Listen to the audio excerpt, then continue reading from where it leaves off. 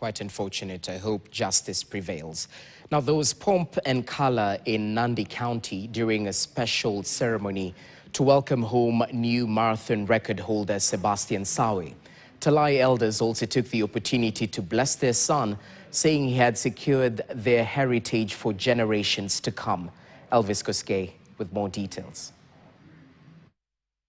The atmosphere was electric at Eliud Kipchoge Stadium in Kapsabet as crowds gathered for a grand homecoming ceremony in honor of Sebastian Sawe.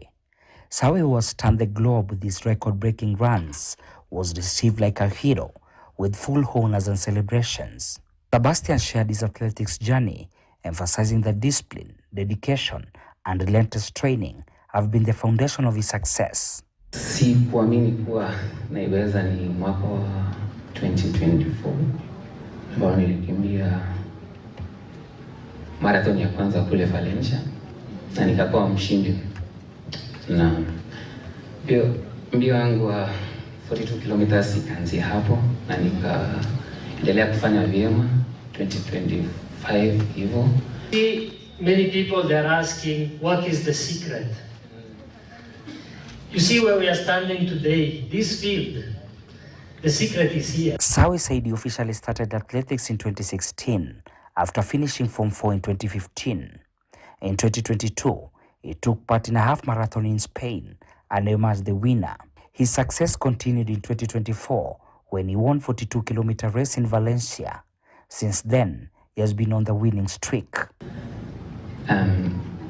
Sasa mwaka huu ndio ulikuwa mwaka ambayo hadi wakati huu sijaamini. Will award Sebastian Sawe a modern 3-bedroom house under the Chesumei Affordable Housing Unit under the Bomayango Affordable Housing Program.